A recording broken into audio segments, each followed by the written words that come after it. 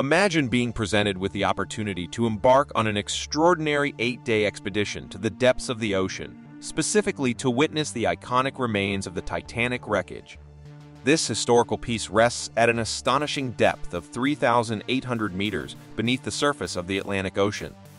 However, there's a catch. The submersible that would transport you to this inspiring site would be securely locked from the outside, utilizing a minimum of 17 bolts. Once inside, there would be absolutely no means of escape from within. It won't come cheap, though. You will have to part with a substantial sum of $250,000 to be part of this daredevil undersea expedition. Not a problem for the ultra-wealthy who are increasingly allured by what has been termed extreme tourism. One of such companies offering this exhilarating experience is a company called GATE. Unfortunately, one of their submersibles has recently gone missing since Sunday, raising concerns internet-wide about the safety of the 3 billionaires aboard the submersible. Among them is Hamish Harding, a 58-year-old businessman who made his fortune selling private jets and holds 3 Guinness World Records for previous extreme trips. 48-year-old British-based Pakistani businessman Shahzada Dawood, who was on board with his 19-year-old son. Then Paul Henry Nargeolet, who is known as a Titanic expert, according to the OceanGate website. And Stockton Rush, CEO of the company running the expedition, who is also the pilot of the missing Titan expedition. According to the U.S. Coast Guard, the small submarine carrying 5 passengers began its journey on Sunday morning.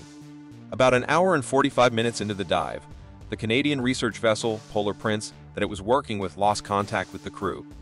One of the heart-wrenching issues here is that they may never be found before their oxygen runs out, as it is extremely difficult to find anything at such depth. The oceans are pitch black, and you can only use ultrasound to image an object effectively, and you've got to be directly on top of the object to actually see it.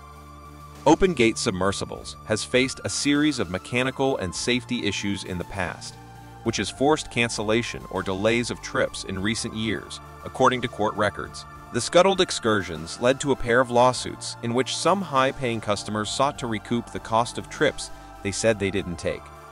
The complaints alleged that the company overstated its ability to reach the Titanic wreckage. The Joint Rescue Coordination Center in Halifax, Nova Scotia, said the vessel was reported overdue around 9 p.m. on Sunday, about 435 miles south of St. John's, Newfoundland. Our hopes are high, and our prayers are with them for a miraculous intervention for them to be found on time and alive, because their condition now is going to become more dangerous and life-threatening. The water surrounding the ship is at freezing or slightly below freezing temperature. When they exhale, their breath condenses.